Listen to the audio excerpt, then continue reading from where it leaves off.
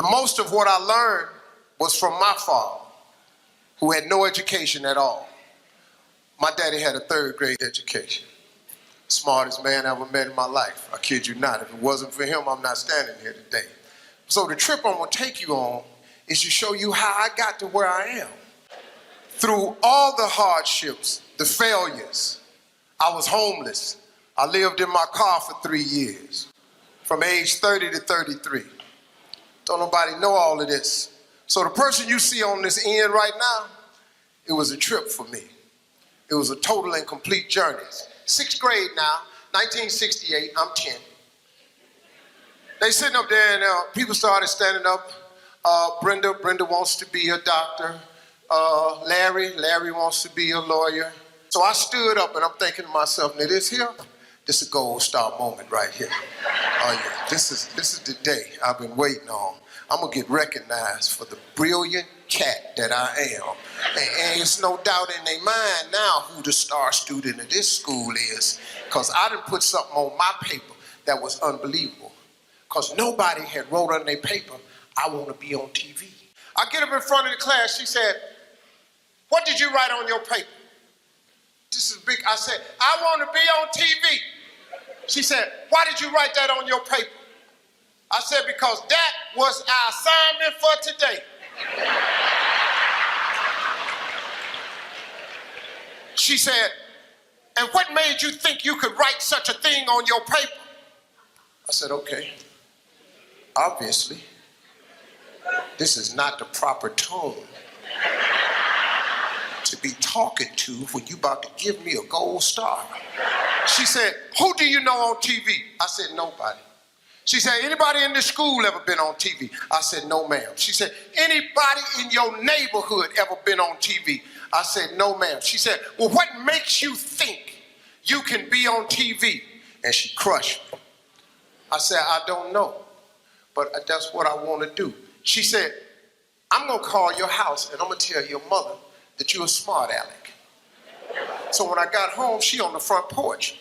And she said, what did you do up at that school? I said, well, Mama, I just did what she asked me to do. She asked me what I wanted to be. I wrote, I want to be on TV. She said, why did you write that on the paper? I said, because Mama, that's what I want to be. She said, when your daddy get home, I'm going to tell him you've been up at the school being a smart aleck. So he comes home, he takes his bath and he's reading the paper, and afterwards he said, boy, come in here. He said, what is this your mama telling me you did up at the school? And she's standing there. Tell him what you did. And I said, I wrote on a piece of paper, I want to be on TV. He said, what you do that for? I said, because that's what the teacher asked us, Daddy, what we wanted to be. She said, and you being up there being smart, he going to put a smart answer, he want to be on TV. My father looked at me and said, well, what's wrong with that? I said, okay. She was going, well, Slick, he got to be more reasonable like the teacher said. He said, well, Bill, that don't make no sense. If that's what the boy want to be. She said, he can't do what he want to do. Got to do like the teacher said. He said, boy, go in your rooms. Come in the room a little bit later on. He said, boy, what you write on your paper? I said, I want to be on TV. He said, well, what she want you to put on the paper? I said, I don't know, Daddy, like a policeman or a ball player or something. That's what all the rest of the boys put. He said, well, put that on the paper and take it back up to that dream-killing heifer.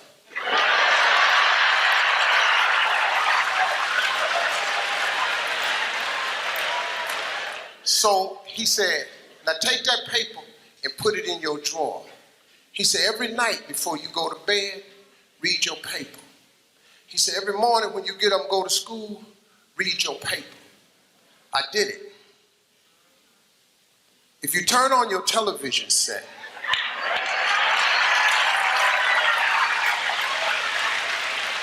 seven days a week, I'm on there somewhere, because that is a principle of success that all successful people know.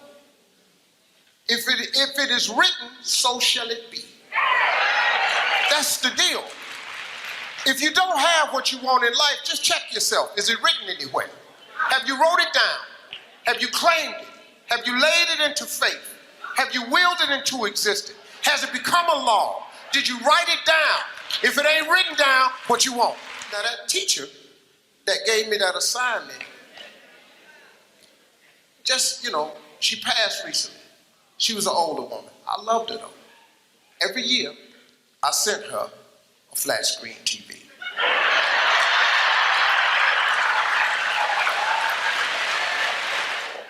And what I learned was that success that all successful people know, we write it down. It's a vision board. You got to have vision boards, man. You ought to see what's on my laptop and my computer. Even I, with all God has blessed me with, I still have visions. A man without a dream or vision shall perish. You've all heard this. I just try to put it in a way where it's real talk. See, writing it down makes it doable. If you go through a school zone doing 35 miles per hour and the police stop you and a truck was blocking the sign that said 20 miles an hour, guess what? You still get the ticket. You know why? Because it's a written law. They put it into law. They wrote it down. The fact that you ain't read it, the fact that you didn't see the sign, tough. It's written. 20. You break the law, 20. You got to write it down. That's an important thing. See, here's a cold thing I learned. You got to fix your mindset. You change that. The moment you change your thought, your attitude determines your altitude. The moment you change your thought is the moment you change your existence.